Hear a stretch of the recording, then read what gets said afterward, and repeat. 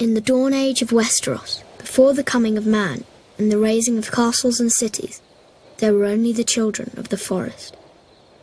Little is known of them now, but it is said they were small in stature, dark and beautiful, and no taller than children when grown to manhood. They lived in the depths of the forests in hidden villages, crannogs and caves. They hunted with weirwood bows and armed themselves with blades of obsidian. Their wise men were called green seers and were possessed of powerful magic.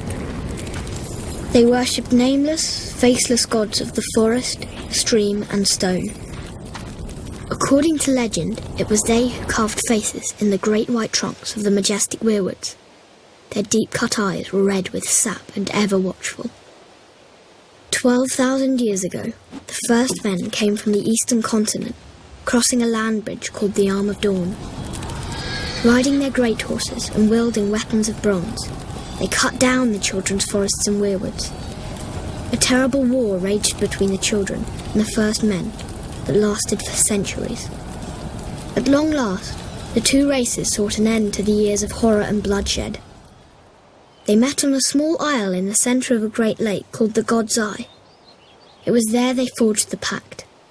The first men would be granted dominion over the coastland, the mountains, the high plains and the bogs, but the deep forest would forever belong to the children, and no weirwood tree would ever again fall to man's axe.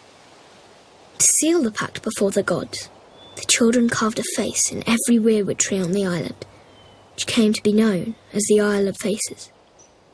But the pact could not withstand the coming of the Andals, a race of tall, fair-haired warriors. They attacked with fire and weapons of steel, slaughtering the children of the forest wherever they could find them, burning out their weirwood groves, hacking away at the faces of the old gods, and spreading their own religion through the land. Centuries of war followed, and the Andals conquered every kingdom in Westeros, save one, the North. The kings of winter were able to withstand the Andal invasion, and descendants of the first men dwell there to this day, and continue to worship the old gods. As for the children of the forest, those who survived the slaughter were said to have fled far north and have not been seen again. Most assume they're long dead, and some don't believe they ever existed. They live on only through song and legend, and in the faces of the weirwood trees.